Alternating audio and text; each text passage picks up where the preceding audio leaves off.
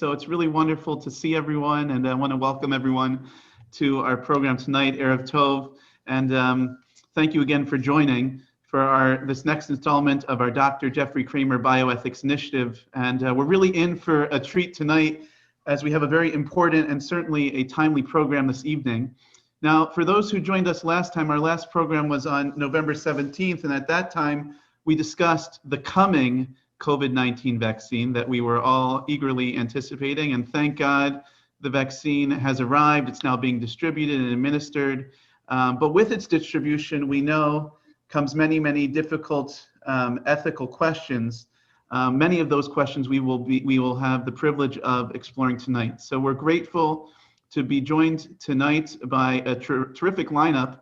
It's really a TBS all-star lineup. As presenting tonight will be some guy that I've heard of a few times before, named Rabbi Micah Peltz. You might know him. I think you've heard of him. And also joining us tonight is Dr. Arnold Baskies and Stephanie Fendrick, and I'll be sharing their bios in just a few moments.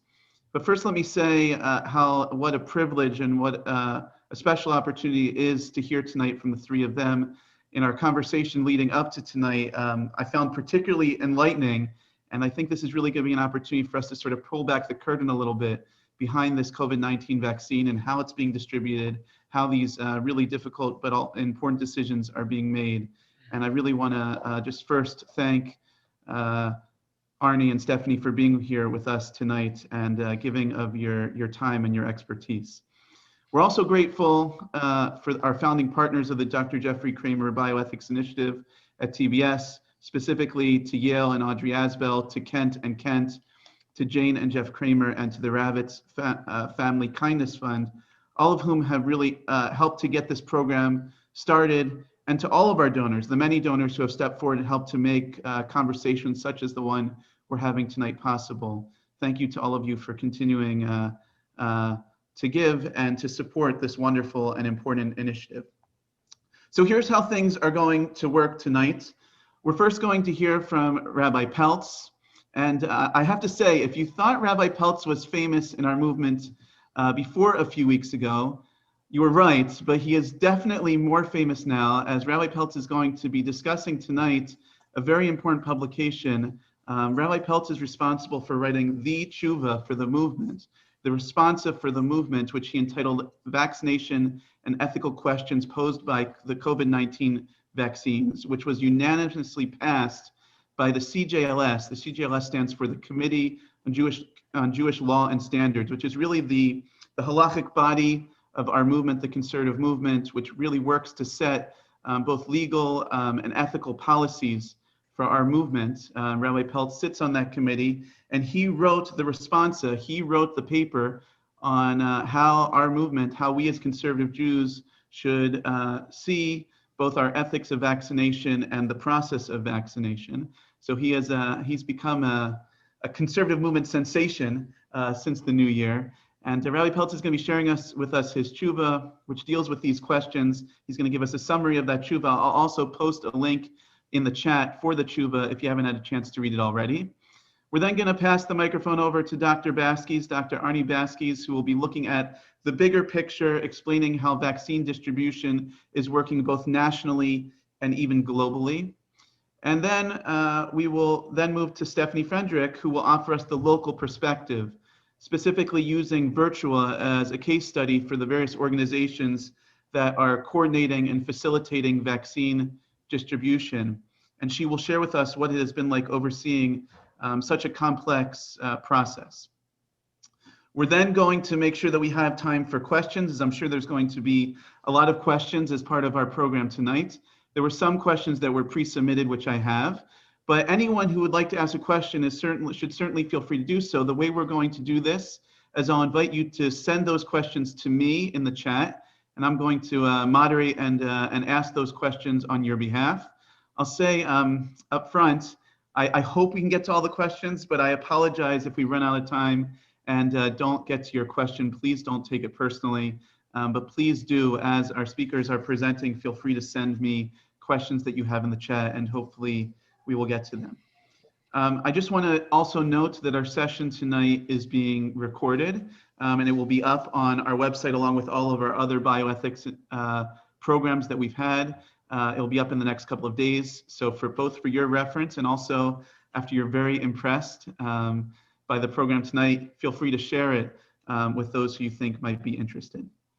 So as we're about to turn it over to our speakers, I'm going to present their bios now so we can just move from one to the next and keep the conversation flowing. So I'm going to bring, as I read their bios, I'll spotlight their video as well, just so you can see them. This, ladies and gentlemen, is a familiar face that you may know. Dr. Arnold Baskies is a graduate of the Boston University School of Medicine and received his surgical residency training at Boston Medical Center. He's the recipient of major awards in cancer research from the Society of Surgical Oncology, the American College of Surgeons, the American Radium Society, the Society of Head and Neck Surgeons, and the American Cancer Society. In 2015, he was named the first Chief Science Officer to the National Board of Directors of the American Cancer Society. In 2016, he was named Vice Chairman of the National Board of the American Cancer Society. And in 2017, he was elected as the chairman of the National Board of Directors of the American Cancer Society. Dr. Baskies has worked previously with Dr. Anthony Fauci, and he is a regular medical commentator on NBC. And we're very grateful to have Dr. Baskies, who's also a proud TBS member, here with us tonight. And also joining our panel this evening is Stephanie Fendrick. Stephanie Fendrick is the Senior Vice President and Chief Strategy Officer at Virtua. She provides executive leadership for strategic business planning, service line strategies, external relationships that support development, execution, and achievement of Virtua's short and long-term business plans. As it pertains to our topic tonight, as the Senior VP and Chief Strategy Officer at Virtua, Stephanie has been instrumental and essential to Virtua's distribution and administration of the vaccine, and we are grateful for her tireless work. Stephanie received her Bachelor of Arts degree at Franklin and Marshall College.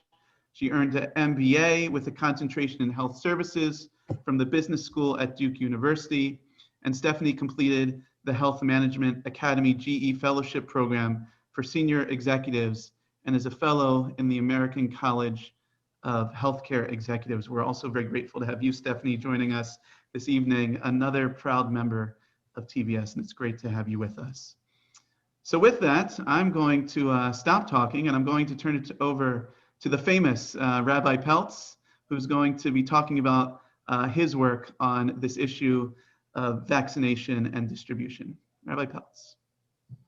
Thank you, Rabbi Wexler. I know I should have just introduced myself.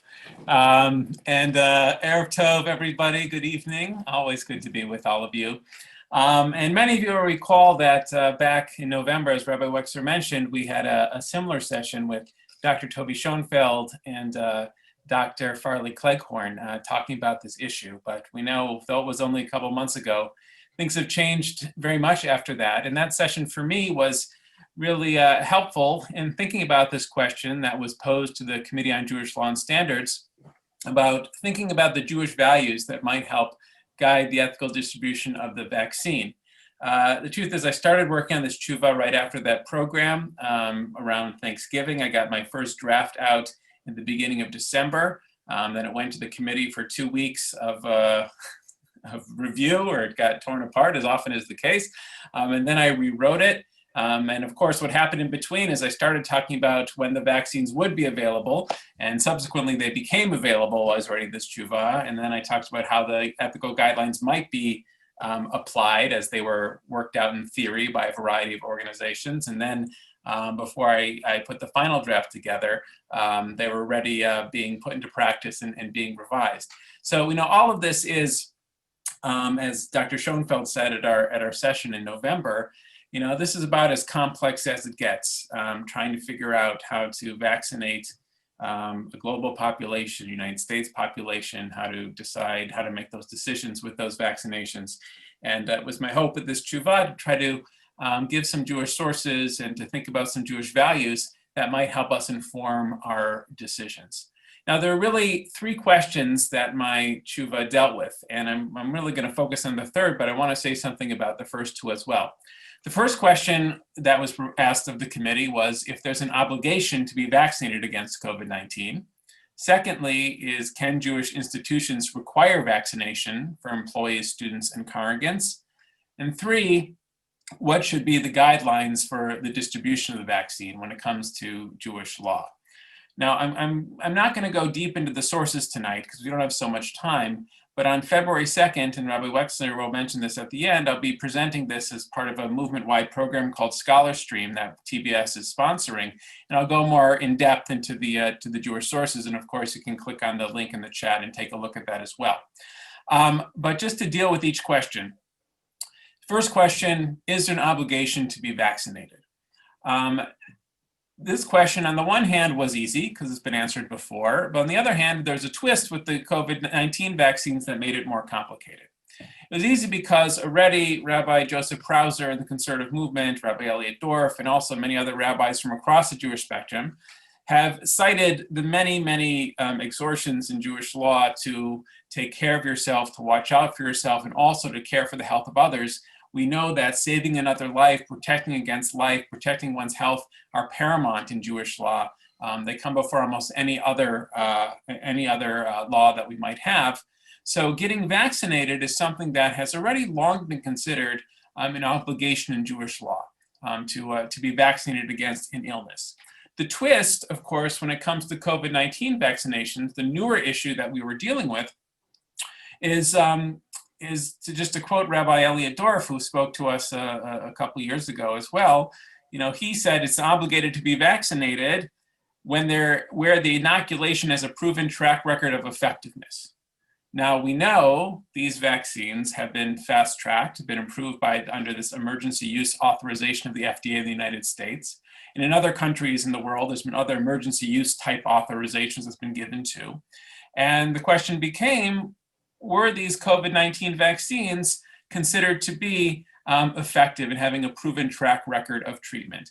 In the halachic language, it's called, are they a refuah beduka, which really means a tested treatment. And interestingly, we have precedents for this. And around the turn of the 19th century, looking at the smallpox vaccine that was developed by Edwin Jenner. And Jenner's vaccine was new at the time, of course. And also, it wasn't clear how effective it was. Certainly, there wasn't an FDA, there wasn't this rigorous process. But even so, it took a few years for people to start accepting it. And there are actually writings there by rabbis of that time who deal with this question. And they say very clearly that, as Rabbi Yisrael Lifshitz, one of the great voices of that time, wrote about this, he said that if there's a risk is not greater than 1 in 1,000, then it's all right to take. It's considered a refuah beduka. It's considered this tested treatment. And you have someone else called Abraham Ben Solomon of Hamburg who says that, you know what, smallpox is so terrible. I mean, 400,000 people were dying a year in Europe in the 18th century from smallpox, that this is actually inoculation. It wasn't exactly a vaccine back then that Jenner created.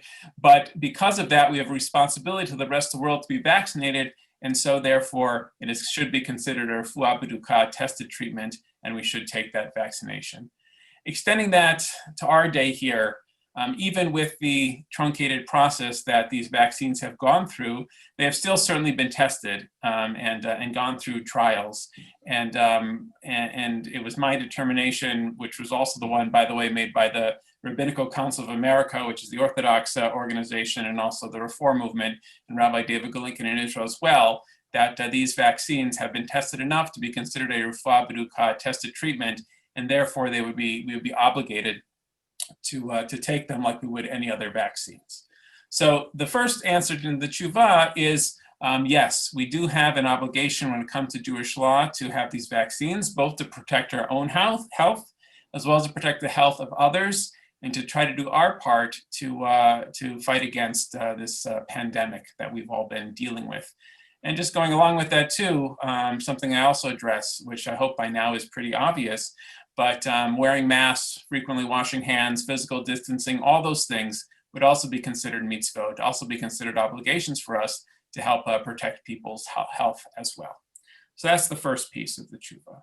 The second piece of the teshuvah, it really is a very short piece because this was answered before, about Jewish institutions requiring vaccination for employees, students, and congregants. from a standpoint of Jewish law, the answer to that is we can, right? But notice I say Jewish law.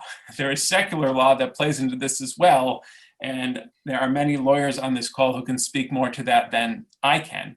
And ultimately, my advice here is from a Jewish law standpoint, because we want to protect people's health and because what we said about the vaccine, we could indeed restrict entrance to people who are vaccinated. However, it's something to talk about legal counsel. And I know that's its own issue that is being talked about right now too. But from a halachic perspective, it would be permissible. And then finally, our real topic tonight that I want to spend a little more time on is thinking about the ethical guidelines for distribution. Now, back in March 2020, at the beginning of the pandemic, you all recall that one of the real challenging ethical questions we had then was about triage, right? What if there's not enough ventilators for the patients who need the ventilators? And there's not enough other equipment for people who need the equipment? How do you decide who gets the life-saving treatment and who doesn't get the life-saving treatment? And back at that time, Rabbi Danny Nevins, Rabbi Elliot Dorff, two people who have both spoken in our bioethics initiative, wrote teshuvot about this topic, talking about how we make those decisions.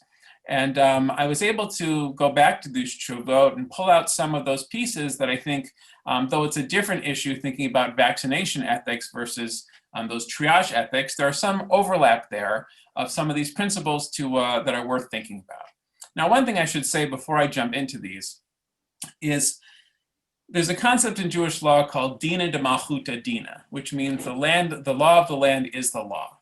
And what that means is the guidelines that get set down by, in our country, the CDC, or by our state government, are ultimately the ones that we need to follow, right? It's possible that these guidelines may contradict or conflict with some of our Jewish principles or laws, how they go. I'll say generally they do not, but it's theoretically that's possible that would happen. We'll see one area where maybe that does happen.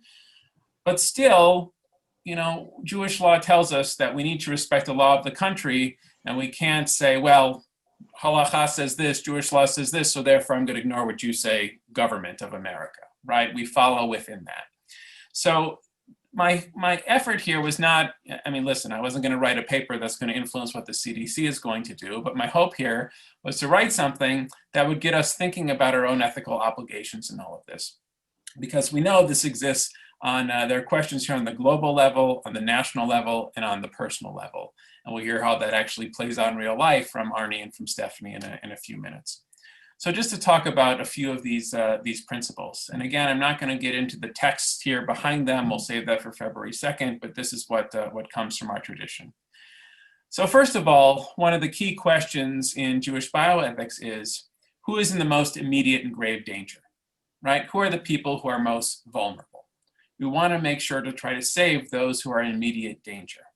So that could be where we see in some of these ethics or some of these guidelines, people who are at higher risk, perhaps because of age or because of health history or because of whatever it might be.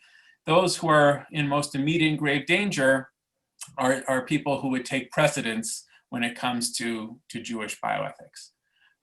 Secondly, and related to this, is the question about, is one victim terminally ill? There's this idea between chaye sha'ah, which means brief survival, and chaye olam, which is long-term recovery, right?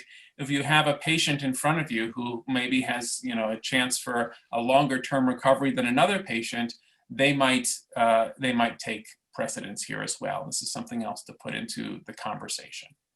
Going on from there, probably the most important ethic that we have in all of this is what comes from the very beginning of Torah and Bereshit, this idea that we're all created in the image of God, right? B'Tselem Elohim, God created us in God's image. And therefore, really ideally, what would happen is every single human being on earth would equally be able to get the vaccine at the same time. Now, we know that's just not possible. There's not enough vaccine to go on. The logistical challenges are impossible to make that happen. But that is a really important principle that underlies all of this. It's important to state that ideally, we're going to try to vaccinate everybody as quickly as possible. But we know that's not possible. So we talked about the rule of worse off. We talked about those in immediate or grave danger. Now comes two ideas that are a bit more controversial, even within Jewish law, but they're ideas that are actually articulated more by some of the National Academy of Sciences guidelines and the CDC guidelines. One is maximizing total benefits for society, right? And the second is promoting and rewarding social usefulness.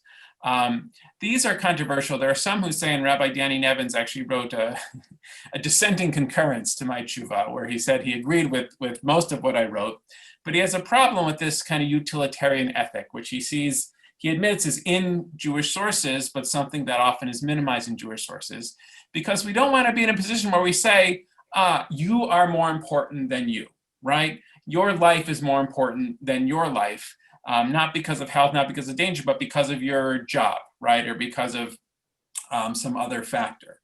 Now, where these are applied, and where even Rabbi Nevins would agree these should be applied, is when it comes to frontline healthcare workers, for example, right? Not only can we think about them as being in the most immediate and grave danger because they're treating patients with COVID-19, we could also think about it as maximizing social benefit or rewarding social usefulness, right? We need these frontline workers to be able to be well and protected in order to take care of the rest of us. And that's why I see these values that could come into play. Another area where I think social usefulness could come into play is encouraging others to get vaccinated. We know that an alarming number of people, even in the hospital systems, are refusing to be vaccinated. And there are a lot of reasons that are behind that. But one way in which our country and other countries as well have tried to fight against this is by putting up people as examples for them to be vaccinated. I mean, in Israel, the first person to be vaccinated was Prime Minister Netanyahu, right? I don't think it was because he had a health condition or anything else. I think it was because he wanted to set, well, he probably wanted to take credit for this, but also because he wanted to set a clear example of this is safe, I'm going to get vaccinated, and you should too.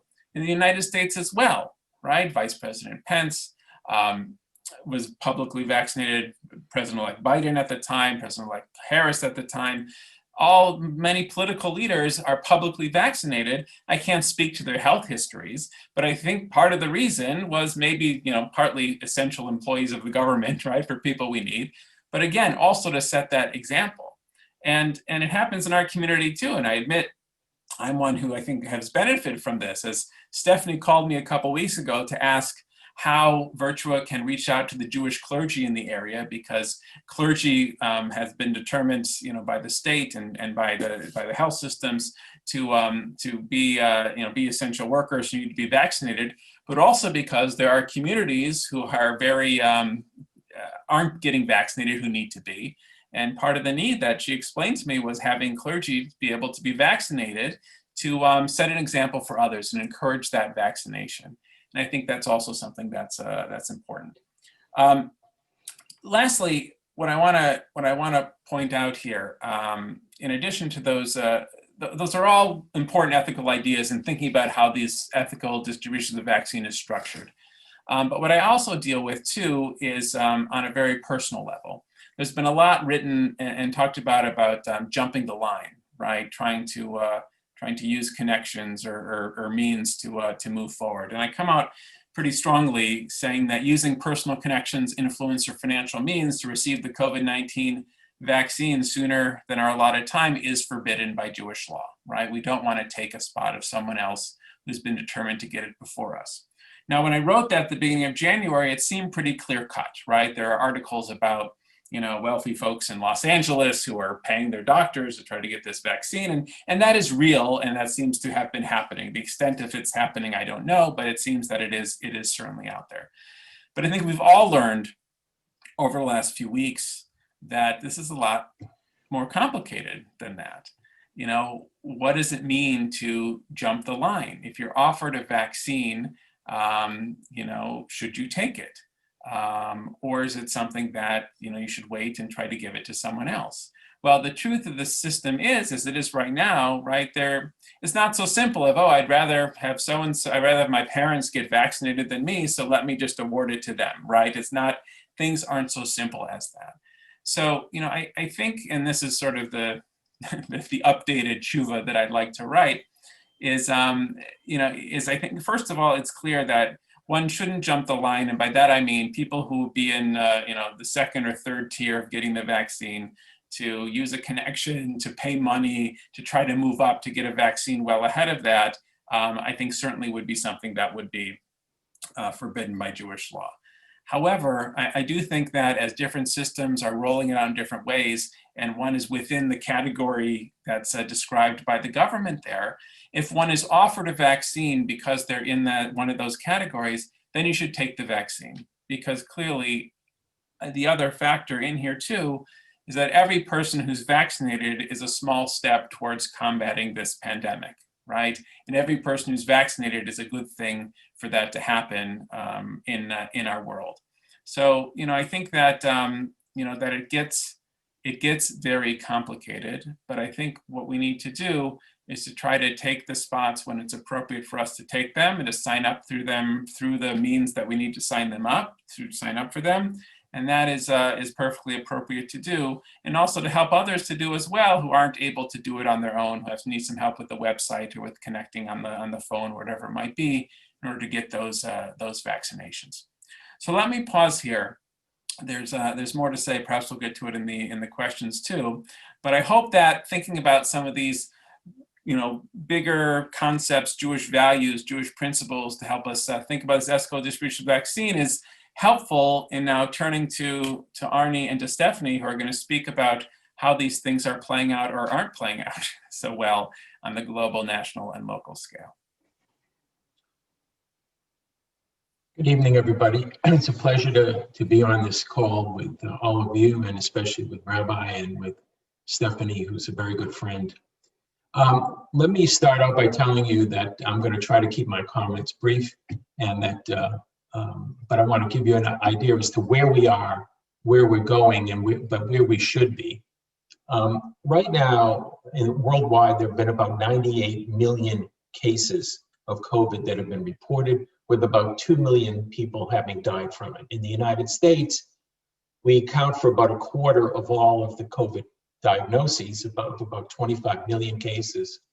And we've unfortunately experienced 421,000 deaths, with somewhere between 3,000 and 4,000 people a day in the United States dying from this or dying with COVID. So it is a tremendous challenge to a healthcare system that is busting at the seams already. As Rabbi said, there are a lot of ethical dilemmas that have arisen. But one of the things that we have seen in the United States, and it's been magnified, is probably what I refer to as vaccine nationalism, which is a tremendous problem for us, but also around the world. So how is this whole system working in the United States in terms of vaccination? Well, if you're like a lot of my friends and people in our family, we have a lot of problems getting the vaccine, as you all know. And what we've come to find is that there's no such thing as a perfect stratification process. We've all heard the stories about how somebody got a vaccine because they got to shop right on time, or that they ended up going to one of the state sites and there were extra doses, and that's going to happen. And actually, Israel has made a tremendous amount of gain by taking advantage of extra doses, which I want to talk about in a minute. So with the new administration, of course, we also have a different plan, and that plan has been modified from what was Operation Warp Speed into what the Biden administration has put forth. And if you haven't seen the 200-page plan that the president has put forth, I would advise you to take a look at it. But I'm going to summarize it for you, because it is going to be a roadmap for what's going to happen in the next few months. There's a new strategy document, as I mentioned, that was released on Thursday. It's 200 pages long. It offers the first clear list of the options that Biden has been put before him.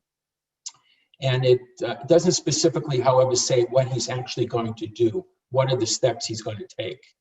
On the list, by the way, are some very controversial ideas, like cutting the amount of vaccine being administered to each American.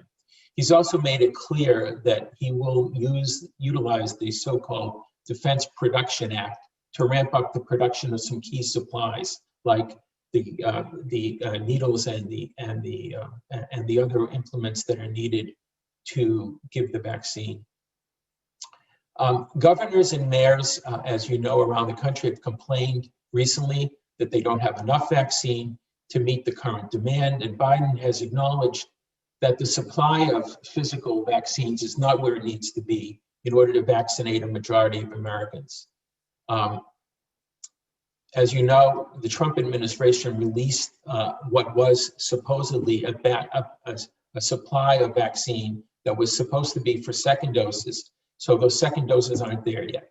The easiest idea in order to deal with this that involves purchasing more vaccine actually may not be helpful in the short term. The United States has already purchased 200 million doses of Pfizer's vaccine, as well as 200 million doses from Moderna. That's a lot of doses. But the full orders are not going to be delivered until the middle of the year. So we're looking at June. The country also has the option of buying hundreds of millions more, but they won't be delivered until after that. The good news is, that at least by the fall, I think that we will have about 85% of the population vaccinated, and Tony Fauci has said that also. But it looks like that's what the outside projection is. Hopefully, it will be before then. Let me summarize Biden's plan for you. First of all, he wants to use the Defense Production Act to accelerate the production of N95 masks, gloves, etc.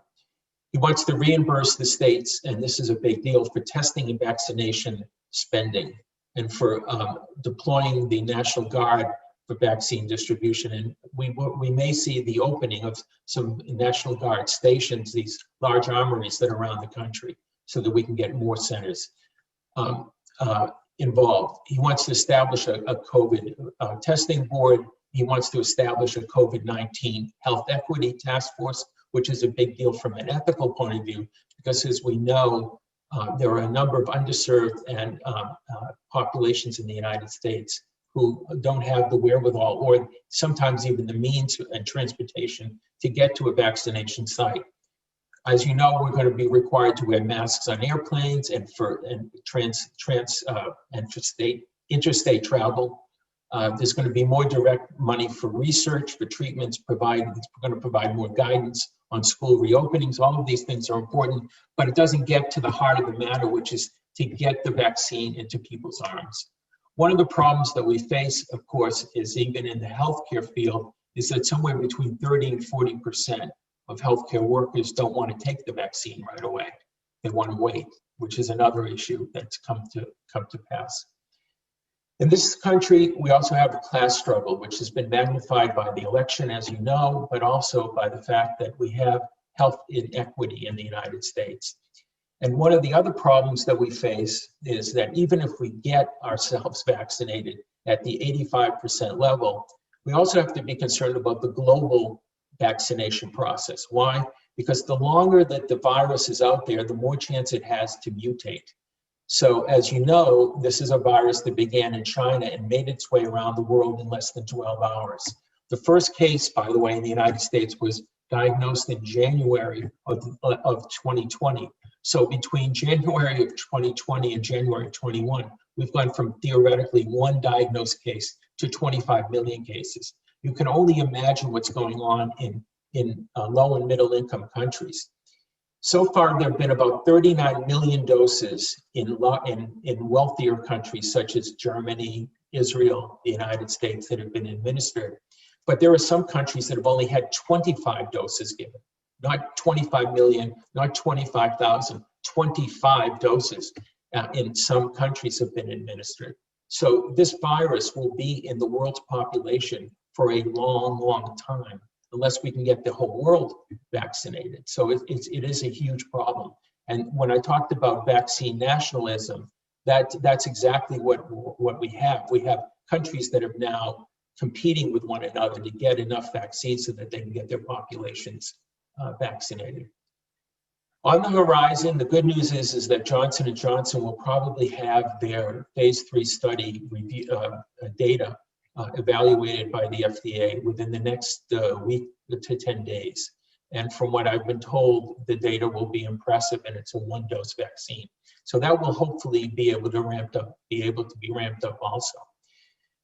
The eyes of the world right now, by the way, are on Israel. Israel has been successful in vaccinating 25% of its population in less than a month, and probably will have its entire population of 9 million people vaccinated by the end of March, which is 8 weeks from now. So they've been extremely successful. A lot of what they've done is difficult to copy because, as you know, Israel has a healthcare system that is very unique. It's essentially a large HMO, if you will, for the whole country. So it's much easier than what we have here, which is a different type of system. At the end of the day, what we're facing is rationing, for at least for the short term. And as Rabbi has so eloquently stated, it does present a huge amount of problems in terms of who gets the vaccine and when they get it. Hopefully, we will have those problems solved in the next 2 to 3 months, especially with the plan that Biden has outlined. On the horizon, as I mentioned, we have J&J coming on board, so there's reason to be hopeful. One of the other things to realize is that it appears that we're at least seeing a peak and possibly a trend in the downward direction in terms of the number of cases and the number of deaths. The daily reported cases is on a weekly basis fell by 20% recently, and the number of reported deaths fell by 8%, which doesn't sound like a lot, but 8% of 300 million is a lot of people. The hospitalization rate nationally has also gone down by 6.5%. So it appears as if people are adhering to mask wearing and social distancing, which is a very good thing. Hopefully, we will have more vaccine available very quickly, but it's going to take time and a lot of patience on the part of the American people. But it isn't just a national problem. It's an ethical issue that faces the entire world.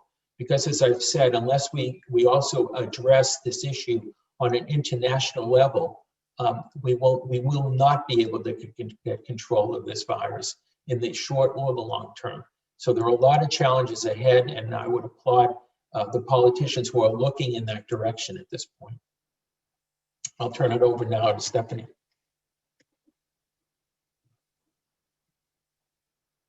Can you hear me? All right, great.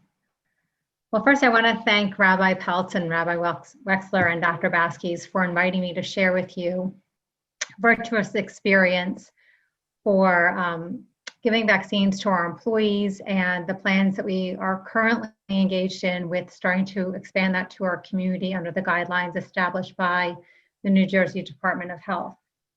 Going back to, I would say, right around Thanksgiving, early December, we needed to really prepare for accepting of the vaccines and how we were going to approach the vaccination administration.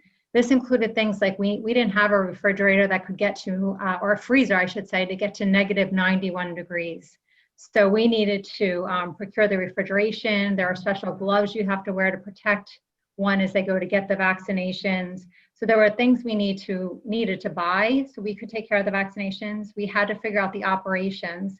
We had a number of management engineers engaged with a number of operations folks to plan what space should we use across our facility, what's centrally located, where did we have the space that we could maximize the throughput of people as well as address social distancing.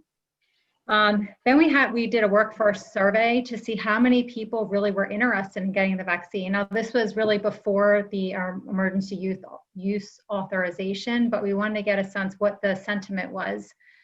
So we conducted that survey, and from that survey, which really did show about 40% of our employees initially only wanted to get the vaccine, we worked really closely with our chief clinical officer, our head of infectious disease, Dr. Marty Topiel, to do a lot of education. We had made a decision, we were not mandating this for our employees. Instead, we wanted people to feel educated, to be very much aware of the safety, the efficacy, the information from the trials so that people felt empowered and wanted to get the vaccine. And then we needed a strategy to roll the vaccine out. You know, in 1A, it was a very broad definition around individuals who work, either get paid or unpaid or volunteer in a healthcare setting, but we needed to stratify that.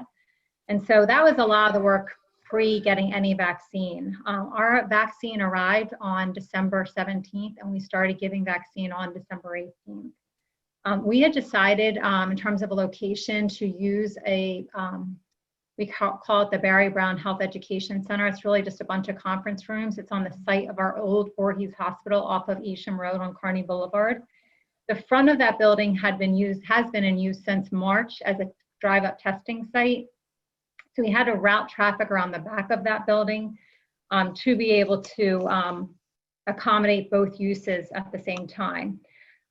The amazing thing about, or one of the amazing things I would say about our vaccination site for our employees is that it is all staffed by volunteers. So individuals, volunteers, and by that I mean people who have jobs in the health system, but they may have a clinical background or non-clinical background, but they were asked, you know, we need all hands on deck. Who can volunteer to help give vaccine, help some of the non-clinical roles?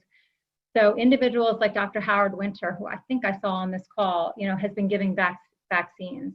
I've been working the front door at times. I've been a timer at times. And when we just had people, you look across the room and you see individuals in our finance, our marketing, our IT teams, and it's really heartening to see how we've come together as an organization and how everyone just wants to support the delivery of these vaccines. We have EMTs on site at our vaccination center in case there's an emergency. We've been fortunate, we haven't had very many of those, but makes us feel good to have them and have the emergency pack. And then we have our access center, which is really, I would say, a key enabler for allowing this process to work so well. They do all the scheduling of the vaccines, they take all the calls, they do all the rescheduling of vaccines, administrations. As we continue to learn and evolve our processes, they have really helped us to continue to adapt so we can optimize the number of people that we get through on a given day.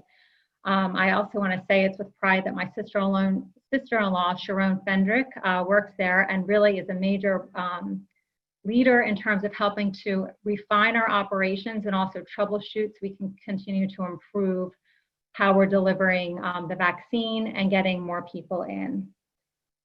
On December 18th, just to paint a picture of what we were facing, it was after Thanksgiving and we were seeing our hospitalizations climb. In our outpatient testing centers, we were seeing those numbers go up. The community positivity rates were high.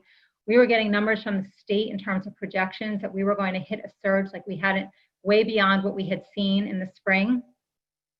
And we were, you know, our caregivers were 9 months into a pandemic, knowing that holidays they look forward to were going to look really different, and folks were tired and burned out.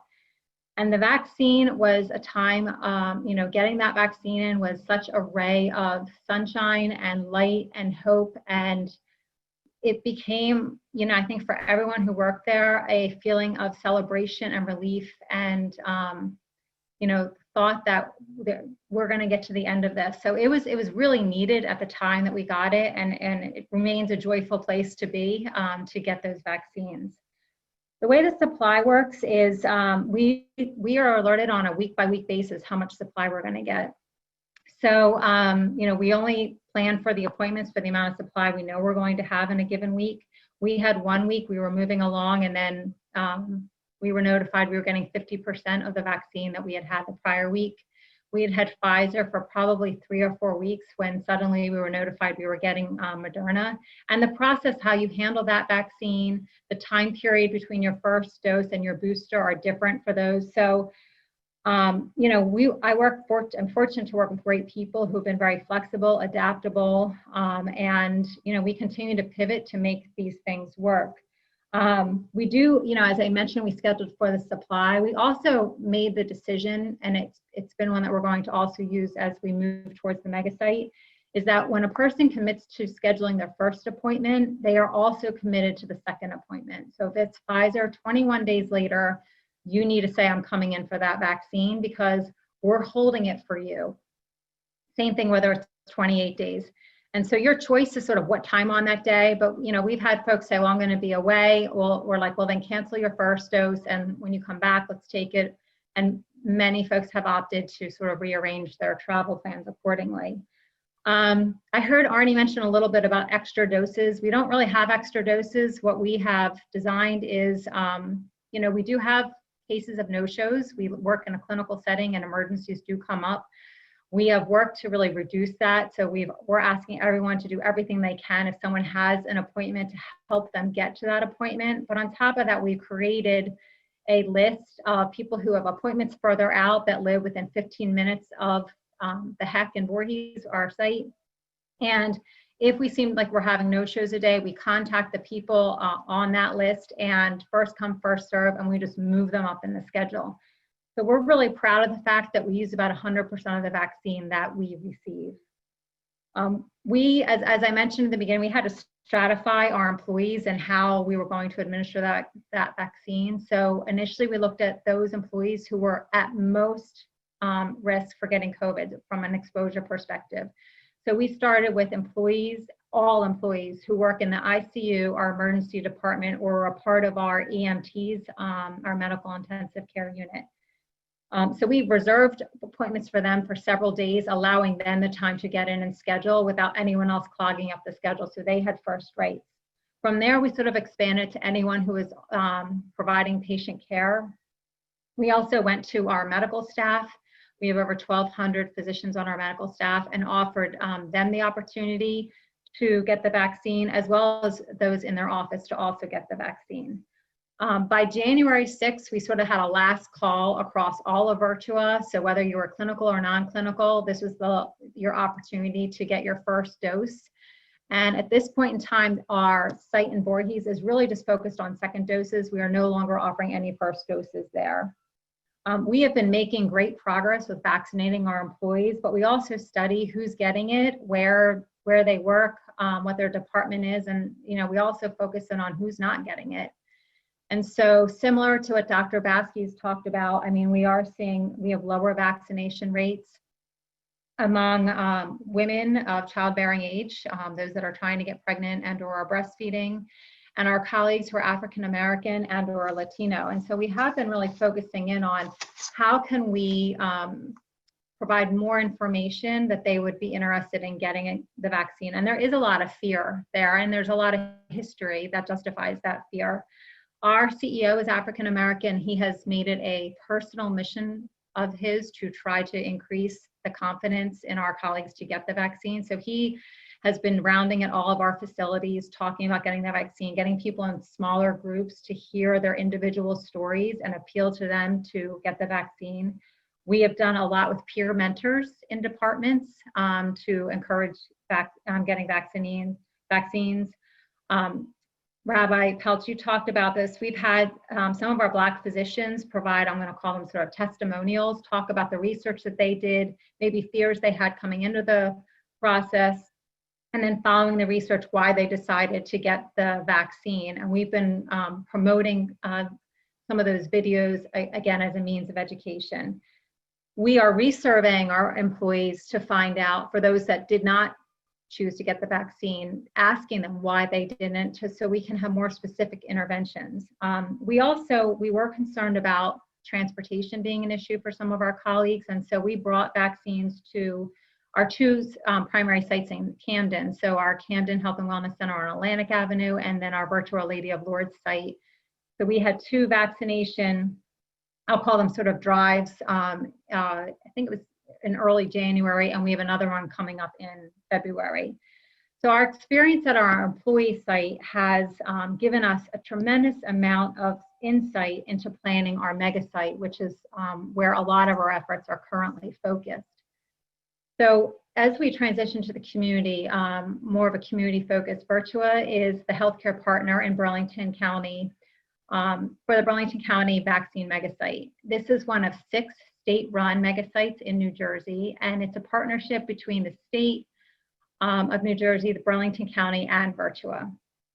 The site is located in a former department store, Lord & Taylor, a personal favorite of mine. I was sorry to see it close, but it has made for a great vaccination location, and it's pretty humongous. We had a soft opening on Friday, January 15th. We learned a lot that day, which I'll talk about in a minute, and we are now open 7 days a week.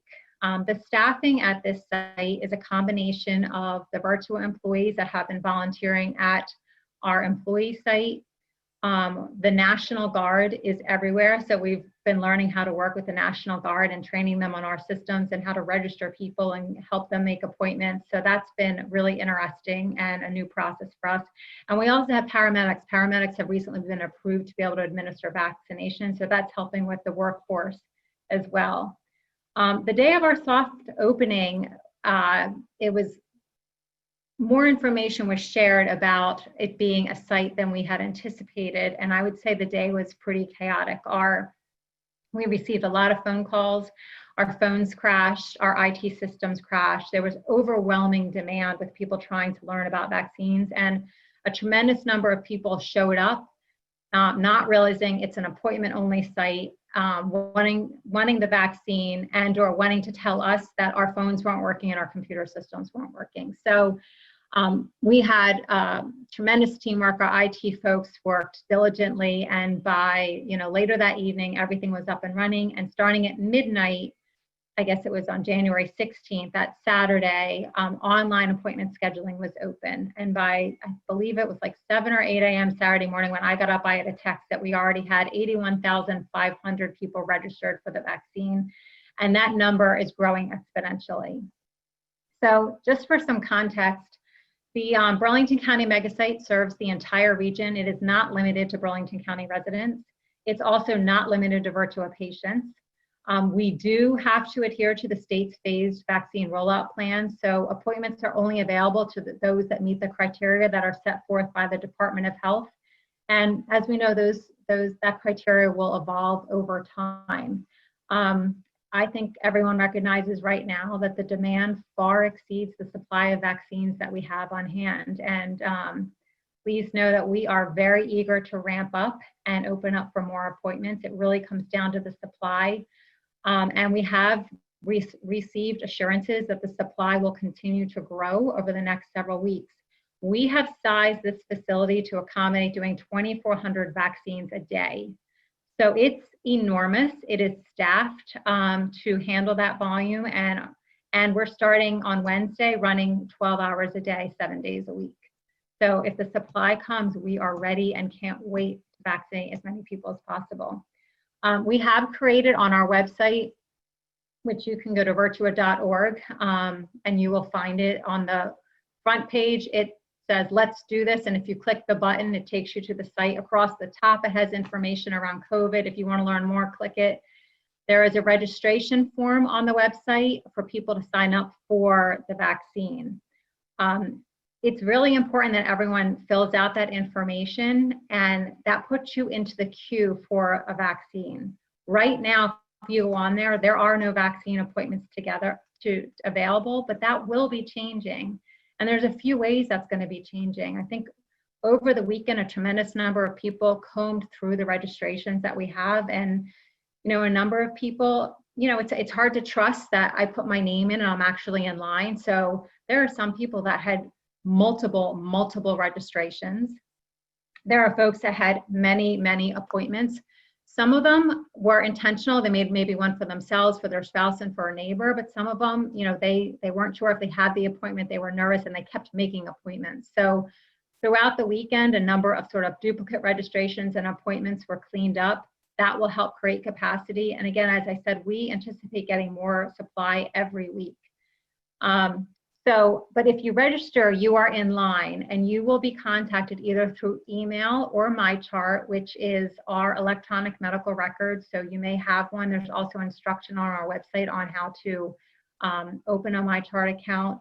That information will be sent to you that, okay, we have appointments available through your email, and then you will know to go online, and it's online scheduling. You can pick your day, your date, and get confirmation that you have an appointment. I'll also say that at the bottom of that webpage where you fill out the registration, there are, you can click to different videos that show you how to go about scheduling an appointment. So even if there are no appointments and you want to say, I want to plan ahead and know how to do it when they become available, it shows you what the screens you're going to see, how you're going to click it, you will see once you make an appointment. So all of that is available. I would say, again, the bottom line from my perspective is register on their Virtua site, and register on other sites too if you can get the vaccine more quickly that way. just please know that if you do get a vaccine someplace else, we really want you to cancel your initial vaccine, where you're not getting it, because that's a dose that could be given to somebody else. And there is some confusion that people register on the state site and they think that means they have an appointment. That just means that you're in the system for the state, and they will let you know if you're in category 1A, B, C, D, like now it's your turn. You need to be registered at a specific site, specific date and time to get your vaccine. So it is hard for people to be patient right now. And I think I just want to remind everyone, we're really at the beginning. We're about 7 or 8 days into having this mega site available. And, we want to get everybody in as soon as possible. We do recognize there are some challenges with accessing or navigating the online appointment scheduling. And so our teams are working on other means. So if someone's really struggling, we are looking to see if we can have a phone number where people can call, or the National Guard are adding people to the site on the second floor of Lord & Taylor to be able to help folks make those appointments if they can't make it themselves. So, just for some encouraging news, as of Thursday, January 21st, Virtua had administered over 20,000 vaccines. And that's a mix of first dose and boosters, but we've been able to demonstrate that with a very efficient operation, with the access center, the way that they're able to schedule our appointments, we get people through pretty quickly, and we can't wait to get more supply and be able to do that for our community. Okay. Thank you so much. Let me bring myself back up on the screen here. Thank you, Stephanie. And I'm going to bring now our panel back up on the screen so we can see everyone as we're going to turn to questions. The questions have been flying in, and I'm trying to frantically get to them. So we'll see how many we can get to. And thank you for everyone who has submitted a question. If you feel that you would still like to submit a question, please do so. So I'm going to start with a question from Matt Zimmerman. And Matt is asking, for people who don't know, can you please explain how the vaccine works, how long the vaccine is good for, and can you mix vaccines if there is a shortage? Yeah.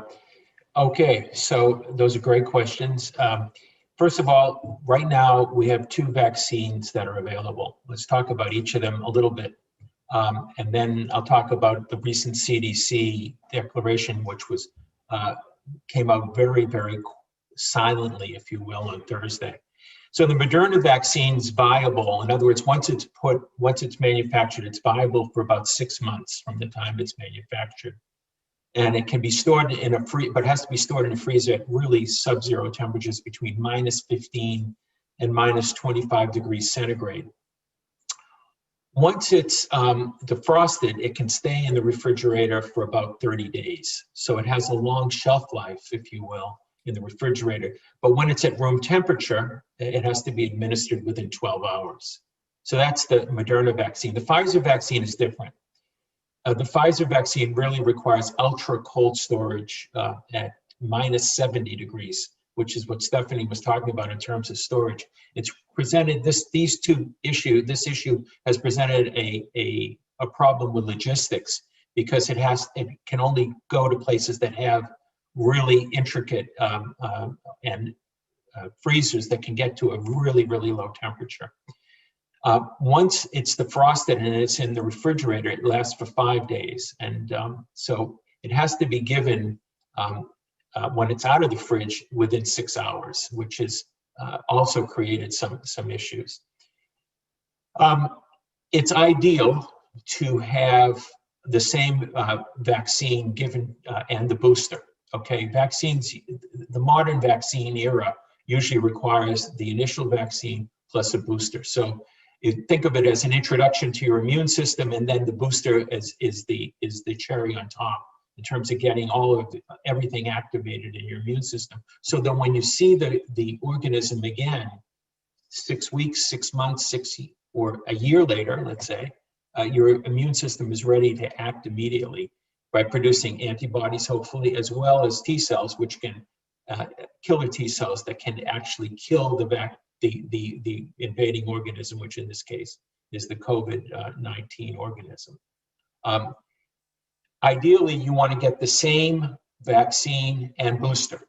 However, the FDA has said that you can now mix those vaccines in certain instances. It's not ideal, but if that's what it takes, that's what the FDA has said is allowable now. So we will see what happens in terms of that. And for instance, if you've gotten a vaccine and you're now getting past, say, 6 weeks or 8 weeks, there might be a push to get the other company's vaccine.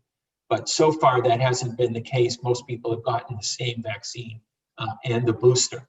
But the FDA has now allowed people to have the 2 vaccines mixed, so you can get one and then the booster can be the other company's vaccine. It's not ideal. We don't know for sure what the effect of that is, but we think that it's probably okay. But at the end of the day, that might be what we come to. And by the way, just so you know, it may come to getting a lower dose of the vaccine and the booster. There's a lot of noise in the system right now about that. And the previous administration introduced that idea to the FDA. The FDA rejected it, but Biden hasn't ruled it out as a possibility. So the number of doses in a vial could increase, say, double. So you get 6 doses from a vial, we may get to 12, depending on whether or not we go to half doses. So that is a possibility. But remember, this has never occurred before where we have to vaccinate or try to get vaccinated an entire country within as quickly as we can. The reason being that we're now looking at mutations that have occurred that we think could possibly cause more problems than the previous version of this virus that we've had before. So it's on the ground, things are changing very rapidly, and the FDA may have to change what it's been adhering to, but we'll see. Excellent. Thanks, Arnie. And just a follow-up, I should have been clear on Matt's question. I think when he asked how long is the vaccine good for, he's also interested in knowing once you receive that second dose, how long are we protected for?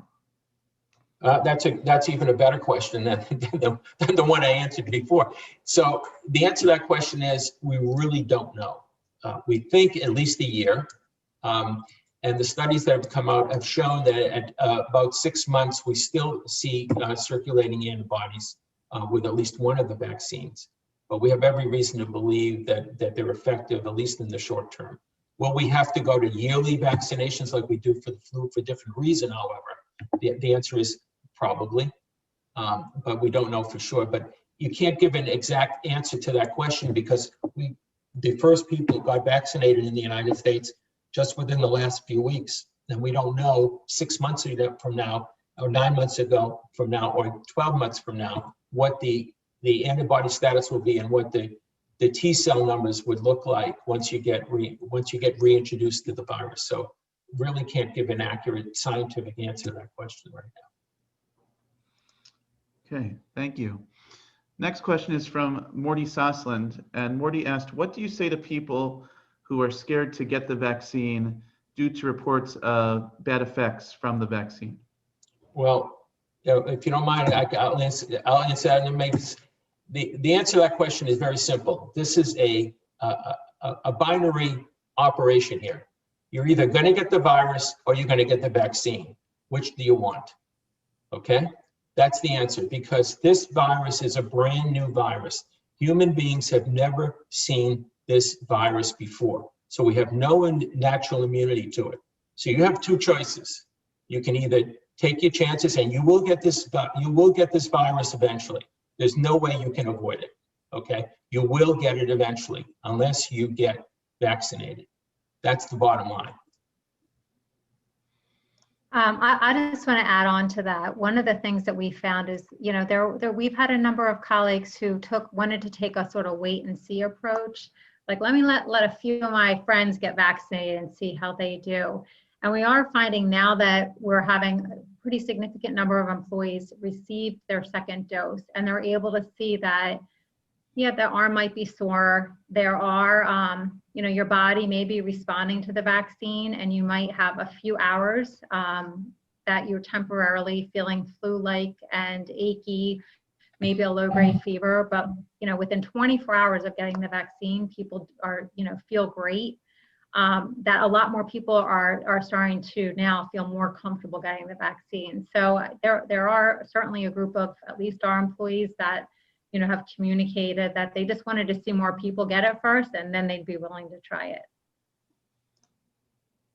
Great, thank you both. So the next question, and we actually got a few people who submitted a very similar question. One person entitled the question, would anyone like a cigarette? And the question is the idea that smoking, which is a chosen behavior, but also an addiction, has been deemed to be receiving the vaccine early. And if any of you could comment on your thoughts about that, why you think that smokers have been chosen to be included in that category, and potentially even before some other people who are older or with other medical conditions who might need the vaccine upfront. That's a question that my daughter-in-law asked me. If I'm leading a healthy lifestyle, why can't I get the vaccine as opposed to somebody who's smoking? And I didn't make the stratification, I told her, so don't shoot the messenger. But there are some reasons medically for that. One is that we know that people who smoke have a higher incidence of coronary artery disease and underlying lung disease, especially heavy smokers. Number one. Number two, we also know that smoking causes immune deficiency. There are a lot of studies that have been done that show that there's a direct effect of products in the tobacco smoke on T cells directly. I can tell you that for sure. Okay, so when you extrapolate those two pieces of information, it has put smokers into a higher level of a different stratification level. It's a public health dilemma. It's very hard to come up with. I didn't make the rules, but I'll tell you that that's the underlying premise, I think, for that decision. And I'll just say from a standpoint of Jewish law in this, which by the way, the Committee on Jewish Law and Standards has also passed a teshuvah forbidding smoking because it's detrimental to your health, and it's been very clear about that for a number of years. I'm going to just reiterate it lately. I think from an ethical perspective, that's I think it's something that Judaism would say, that we can't discriminate against someone getting the vaccine because they smoke. I mean, you could say the same thing for a poor diet, or the same thing for even someone who has a more dangerous profession than somebody else, in terms of thinking about well, how long this person might live or that person might live, and that would be problematic. I hear why it's frustrating on a personal level for those who try to make healthy decisions and make a healthy decision not to do something like that for someone who do. But if we are trying to save as many people as possible, which is what Jewish ethics would tell us to do, is try to save as many people as possible, and someone is smoking is one of those categories that is makes someone more vulnerable, then it's not something that we should punish people for, in thinking about it from the vaccine perspective. Great, thank you. Rabbi, I'm going to tell that teshuvah to my daughter-in-law. Okay, I'll send it along too. The next question is from Mark Gallernt. Dr. Gallernt asks that given the risk of COVID and given the strong efficacy that we've seen from the two vaccines, he's curious if we should in fact be obligating vaccinations at schools, the workplace, public travel, other public institutions, perhaps even at synagogues, to permit entrance and use. So I know that Rabbi Peltz touched on this a bit. I don't know, Rabbi Peltz, if you want to add anything to that, and then if Arnie and Stephanie, if you have anything to add from the medical side. I'll just reiterate that I'm curious to hear what Arnie and Stephanie have to say about it. We require vaccinations already, and since 2005, there's been a teshuvah on the books in the conservative movement saying that you can exclude students from day schools, or if they will not get vaccinated because of the importance of health. I think that's something that can be extended to the COVID-19 vaccines as well. I think probably it's something that would be extended. I think given it being a new vaccine and everything else, is much more the hesitation for it. But again, from a Jewish law standpoint, I think that would be kosher. From a secular law standpoint, I defer. Stephanie, I don't know, this come from Virtua or Arnie, if you have any thoughts about it. Yeah, I can jump in. We talked about that as the vaccine was first coming out, whether that was something that should be mandated for our employees or not. We do mandate, for instance, the flu. Our employees are required to get the flu vaccine to continue to have employment with us unless there is a religious exemption of some type. And so I think because of how new it is and true, fear and concern, we took an approach of wanting to really educate people and give folks a chance to learn more about it, to come to wanting to have the vaccine on their own. That may change over time, certainly as more information gets out there, when maybe it moves from the emergency use authorization to, a different status as more vaccines get on the market. But, at this point, it's not mandated, it's just highly encouraged. Yeah, Stephanie touched on it. I think a lot of us have forgotten that these are not approved by the FDA yet. We're still under EUA, emergency use authorization, with these vaccines. In other words, the FDA has not given final approval to it, but because there's overwhelming evidence that this is a helpful and necessary healthcare product, that it should be used in the right people. So they've given limited approval for it to be used. So it's still under EUA. So you can't really force somebody to take this vaccine, I think, legally, because it's still under EUA. But what the question really asks is, should we have vaccine passports? In other words, if you've been vaccinated fully and you are theoretically immunized at the 95% level, should you be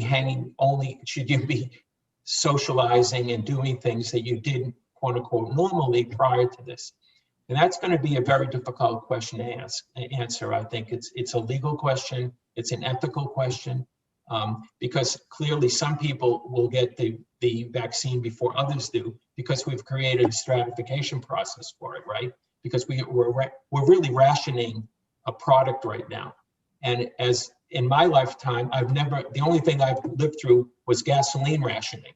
I did not live through rationing during World War II. With butter, eggs, milk, et cetera, et cetera. But we're currently still rationing a product. So the whole idea of passports is really what he's asking about also. And I think we haven't gotten there legally or ethically yet as to what that's going to look like. For instance, if you had a plane to get on and the plane said, oh, we're only going to allow people who have been fully vaccinated to get on this plane, that discriminates against people who haven't had the opportunity yet to get the vaccine, right? So it creates a dilemma, I think, socially, and gets into a whole bunch of issues from a legal and moral point of view. Great. Thank you. So we have an interesting ethical question from Jonathan Halevi.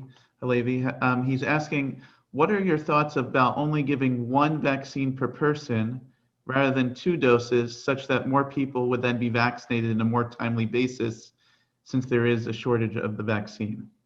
So since this is bioethics, nice ethical question there.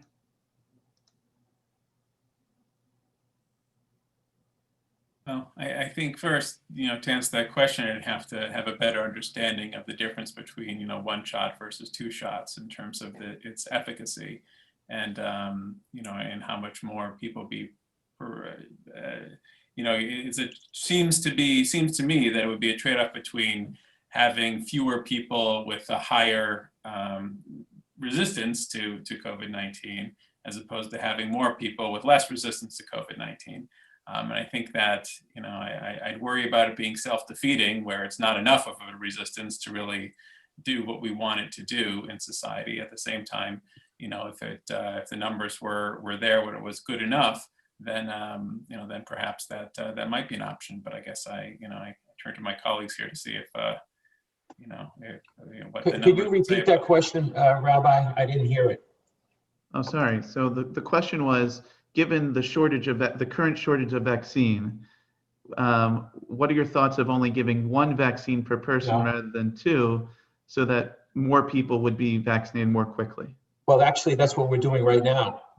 That's why it's very difficult to get a second dose, because even though the previous administration said they were holding back doses, they really weren't. And so there were 37 million doses, I believe, that were actually that have been shipped, but only around 20 million doses have been given to date. So we've got these 17 million doses, relatively speaking, that are hanging out in somewhere around the country, in different places, if you will.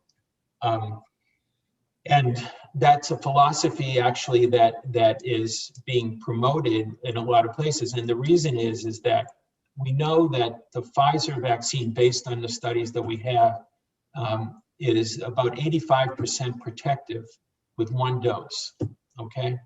I'm sorry, the Moderna vaccine is about 85% protected with a single dose. We don't know how long that lasts, but we think it's at least for months and going forward.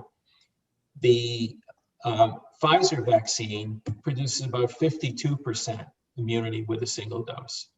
So that's about as good as most flu shots are. So that is a philosophy, and it gets back to the same issue of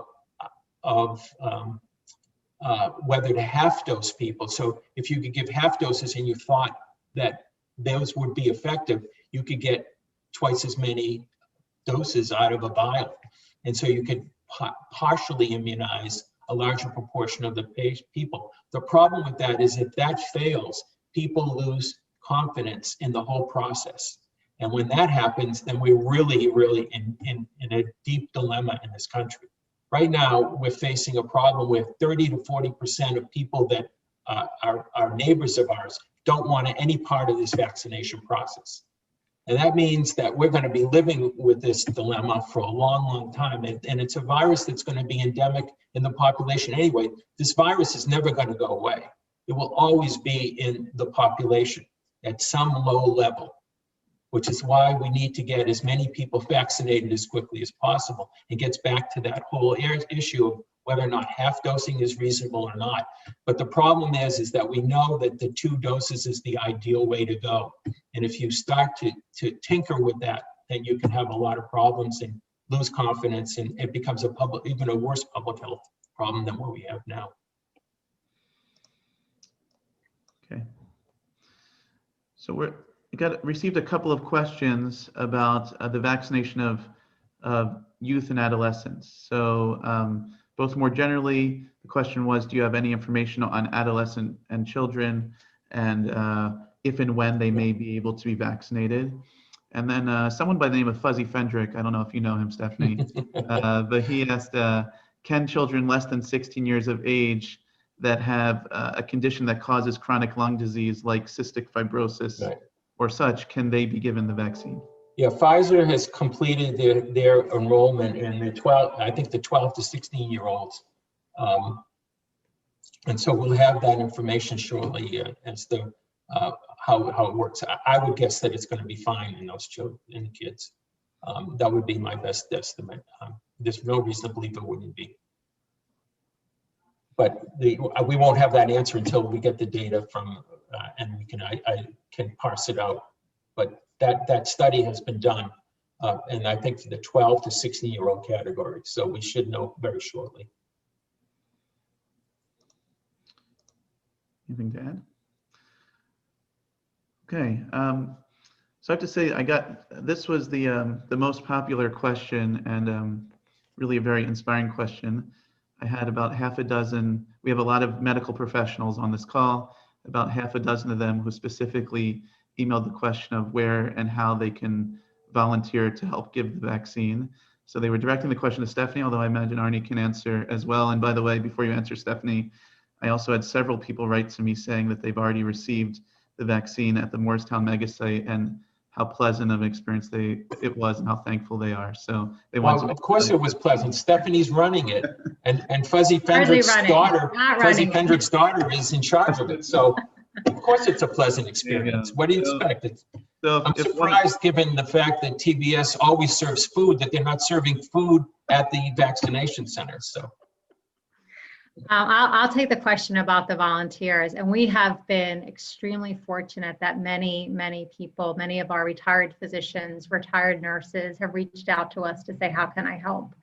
And a number of, non-clinical folks too asking to help. At this point in time, Virtua cannot use volunteers as part of we're volunteers, but we're employed by Virtua. We're just volunteering our time, putting on another hat, serving in a different role. But volunteers outside the health system for, honestly, insurance reasons. But there is something called the Medical Reserve Corps. And you can go to their website. I know that there's one, a Medical Reserve Corps in Burlington County. If you sort of Googled that, it would come up. And a number of our, again, retired clinicians have gone onto that site, have registered. And then once you're registered with this Reserve Corps, we can pull you as you indicate what sites you're willing to work at, and then we can utilize you as part of our workforce. But we've had such generous people wanting to give their time and energy and expertise to us, and this is really the means for us to go about using some of those folks. Okay, anything to add? All right, a few people actually asked this question, so we'll move to this question next. This is more of a logistics question. The question is that they've heard conflicting information about the use of an anti-inflammatory, Tylenol or ibuprofen, either both before the vaccine and after the vaccine, if you have symptoms. So I don't know if Arnie or Stephanie, you could speak to that. yeah, good question.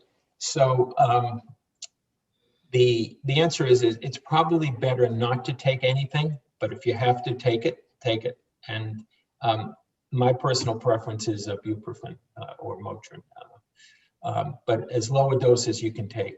The studies aren't really clear as to what effect it has on the whole process, but based on on the other types of immunizations that are done, it's hard to believe that it's going to make any difference in terms of the immune reaction, but we just don't know for sure. Okay, trying to get in as many questions as we can here. There's several people also asked about those with autoimmune disorders being vaccinated. So if you could speak to someone who is either immune suppressed or has an autoimmune disease, whether they're able to develop the same immunity and whether they should or should not be getting the vaccine, and how the vaccine may work and impact them. That's a great question. I think it really depends on not only on the disease process, but what other medications that person is on. So for Crohn's disease, for instance, there are a number of there were a lot of immunosuppressive agents that are used, and you have to worry that the vaccine won't be as effective if you're taking those types of drugs. We just don't know the answer to that question. But having said that, however, it's not a reason not to get vaccinated. You should get vaccinated, especially if you have any of these autoimmune diseases, lupus, et cetera, et cetera. So, Crohn's disease in Jewish people, as you know, is more common. It's a big concern, and they have not been recommended. There was a study done at Northwestern, incidentally, looking at COVID and to see if people who have Crohn's disease, for instance, are more likely to get COVID than the general population, and they haven't seen it. They're following 700 or 800 people with Crohn's disease at Northwestern in Chicago, and they haven't seen any increase in the numbers. So, just from a general immunological point of view, you would think that it would make a difference, but it doesn't appear to be the biggest problem that we're facing. Great. Another question that was asked is, do we, for people who have had COVID or currently have COVID, the benefit for them getting the vaccine, should people who have had COVID or do have COVID, should they be getting the vaccine? And also, there was another person who asked, do people who have COVID have worse side effects from the vaccine? I wouldn't, it's not recommended if you have COVID to get the vaccine for a whole bunch of reasons. And I think the current thinking is that you should wait at least 3 months from the time that you were diagnosed before you get the vaccine. There might be disagreements out there, but that's the number that I carry with me. But if you have COVID now, you shouldn't be getting the vaccine for a whole bunch of reasons. Stephanie, anything to add to that in terms of what's allowed? I've learned to let the doctors answer the clinical questions. Okay, very good. Good answer. So another question that came up, and I think this, I know we're close to the end here, and this gets back to some of the ethics of it. The question came up, this person is over 65 years old and still waiting for her vaccine, yet she has friends whose grandchildren are in their 20s, seemingly healthy, and have already gotten their vaccine. So I guess she's wondering why that might be and what the ethics are behind that. I don't know if I understand the question. What's the question again? It sounds like this might be a question of jumping the line, but this is the question is, how come some young people are getting vaccinated before people who are over 65, for example, people who are have already been told by the state that they're now eligible, and it seems like other people who are not yet eligible are getting vaccinated? I mean, I'll offer one thing. If any of those 20-year-olds work in healthcare, they've gotten the vaccine. I mean, so you have to put it in context of who the 20-year-old is and what other, what's going on with that person. I think it's also between 16 and 64. If you have any of those risk factors, there's within the criteria of 1B right now that the Department of Health has out there, we don't really have a way to stratify the 65-year-old versus the 20-year-old if a 20-year-old is a cancer survivor or, whatever the other criteria, or a chain smoker. Those are not that you sign on to this, whatever website you're on to register, you answer a bunch of questions, you attest that you're telling the truth, and then you're in the queue. And so, again, in today's system, there really is not a way to stratify that, but there's certainly many cases where a 20-year-old could very legitimately be getting a vaccine. Yeah. Anecdotally, I've heard stories where people were walking past, in Florida, for instance, is not unusual, where they defrosted the doses and they got to give it. What do you want to do? You're either going to put it in the sink and get rid of it, or you're going to give it to somebody. So if the vaccine has been out, for instance, the Pfizer has been out of the fridge for 6 hours, 5.5 hours, and it was my decision to give it to somebody, I'd give it to whoever wanted it as fast as I could give it to them. So, we have lost 11,000 doses of the vaccine because of temperature problems. That's 11,000 people couldn't get vaccinated because the gel pack that the vaccine was packed in was too cold. So it ruined 11,000 doses. So but I don't think that's a common thing that's happening where a 20-year-old is quote unquote jumped the line. But it may have been, they were walking past the ShopRite pharmacy and they had that dose ready to go and the person didn't show up and the time was running out, so they had to get rid of it. That might be what she's talking about, but that is not the norm. Yeah, and I'll just add, as I said before, jumping, it's 20-year-olds who didn't have any of those risk factors, didn't do anything, who found a way in or used a connection to get a vaccine, I think would be wrong.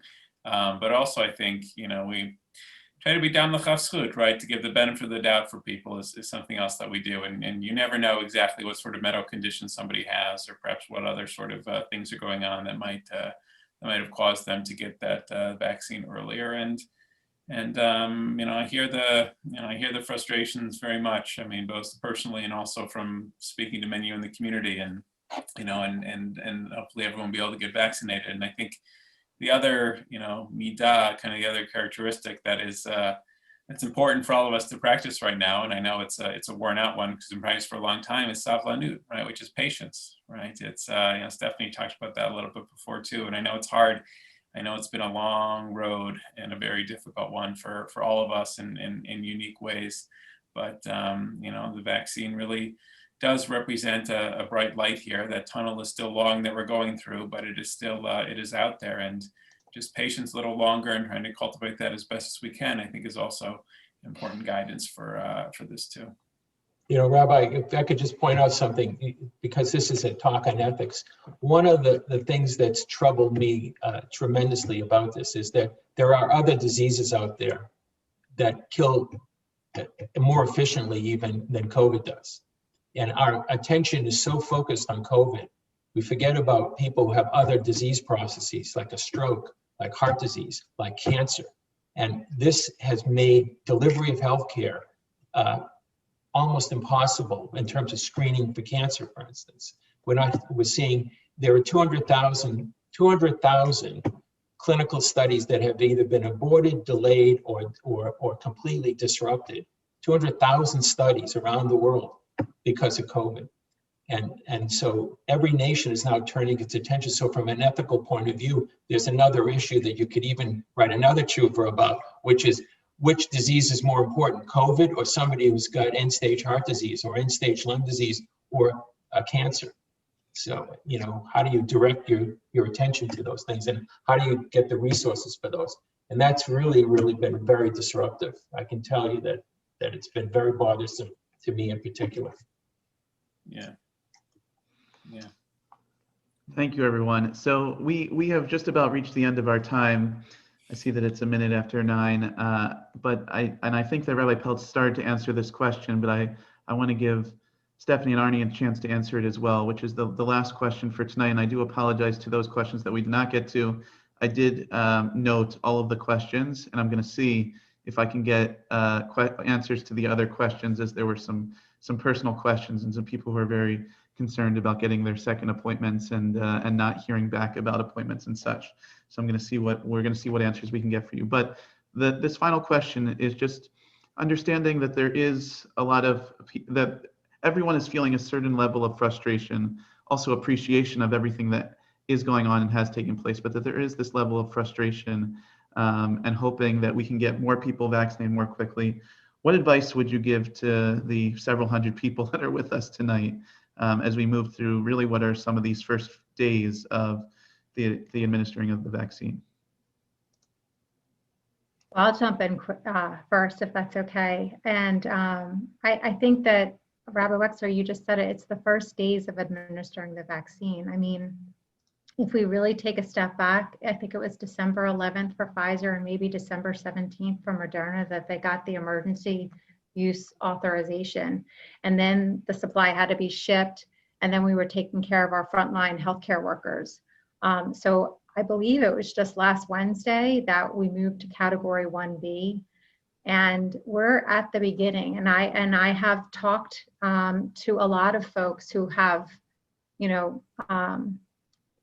unfortunately shown up hoping to get a vaccine, which again, we are appointment only at the mega site, but there was some confusion around that. And just, you can hear how desperate people are, and just reminding them that we're really just at the beginning and that we expect more supply coming. I think what we're hearing out of the new administration sounds like there'll be a lot more resources and attention focused on that.